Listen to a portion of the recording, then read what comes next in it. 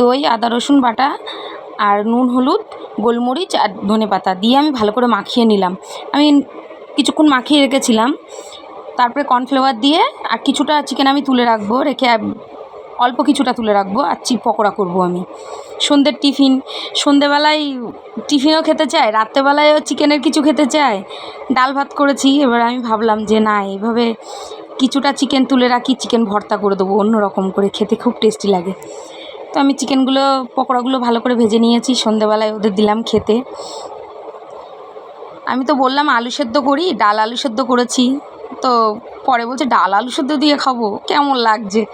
তো আমি চিকেন পকোড়া করে দিয়ে ওই চিকেনটা কিছুটা তুলে রেখেছি, সেটাই আমি এই পেঁয়াজ, রসুন, কাঁচা লঙ্কা ফোড়ন দিয়ে, দুটো শুকনো লঙ্কা ফোড়ন দিয়ে কিছুটা তেল নিয়েছি, সেই তেলের মধ্যে আমি এগুলো ভালো করে কষিয়ে নেবো, ভেজে নেবো। পেঁয়াজ রসুনটা ভেজে তারপরে আমি চিকেনটা দিয়ে একটু কষিয়ে নেবো।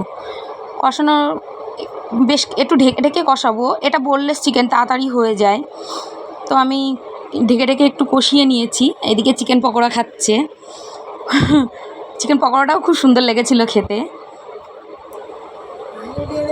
এইদিকে আমি ভর্তার জন্য গোছাবো।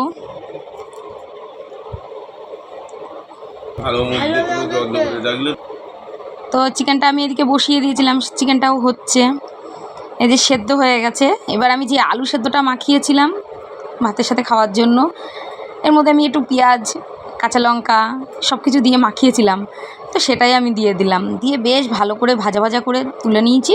একটু খুন্তি দিয়ে একটু মানে ঘেটে ঘেটে দিয়েছি, চিকেনটা একটু গোল নরম মাখিয়ে গেছে, খুব সুন্দর লেগেছিলো ডালের সাথে খেতে।